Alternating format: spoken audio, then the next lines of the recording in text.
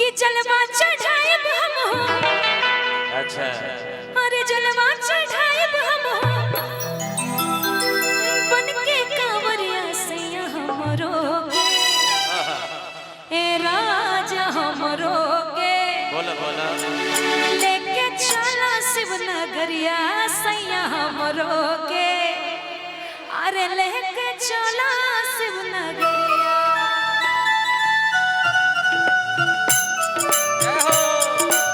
बोले शंकर भगवान की मैया पार्वती की मीठी मीठी ताली के साथ बोलिए बोल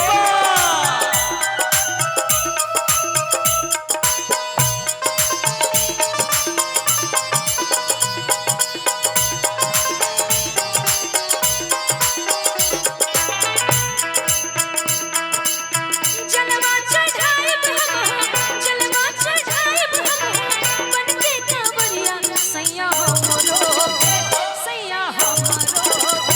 लेके चला शिवनगरिया। लेके चला शिवनगरिया राजा हमरो के लेके चला शिवनगरिया। जलवा चढ़ाई हो तू जलवा चढ़ाई हो तू मन के कावड़िया धनिया तो हरो धनिया तो हरो लेके चलब शिवनगरिया धनिया तो हरो लेके चलब शिवनगरिया।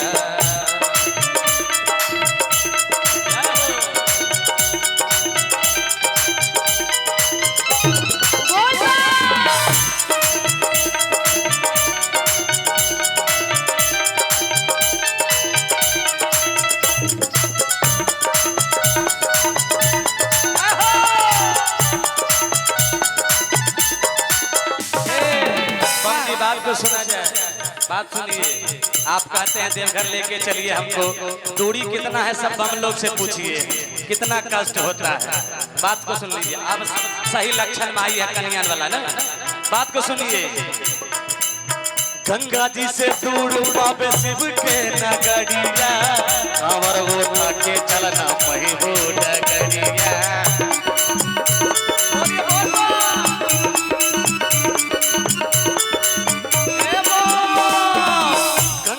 से दूर बाबा शिव के नगरिया कांवर उठा के चलना वही बोल डगरिया।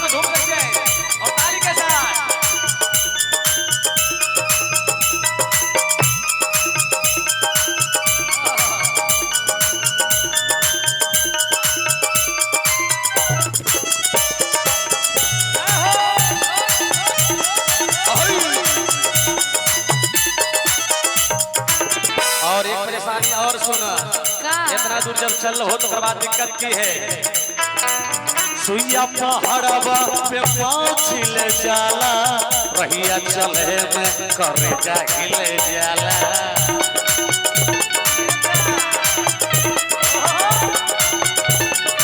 हम सबसे पूछिए जो सुइया पहाड़ चल के आए उनकी हालत क्या हो रही होगी। कोई बात नहीं हम भी बाबा को जल चढ़ाने के लिए थोड़ा सा कष्ट झेल लेंगे है कि नहीं लेकिन आप हमको देवघर लेके चलिए। यही बात अच्छा सुनिए सुइया पहाड़वा पे पाँव छिल जाला रहिया चले में करे जाहिल जाला। रहिया चले में करे जाहिल जाला रहिया चले में शिव के कोहराए शिव के कोहराए चला के पिया राजा हमरो सैया हमरो लेके चला शिवनगरिया सैया हमरो लेके चला शिवनगरिया राजा हमरो लेके चला शिवनगरिया। जलवा चढ़ैया तू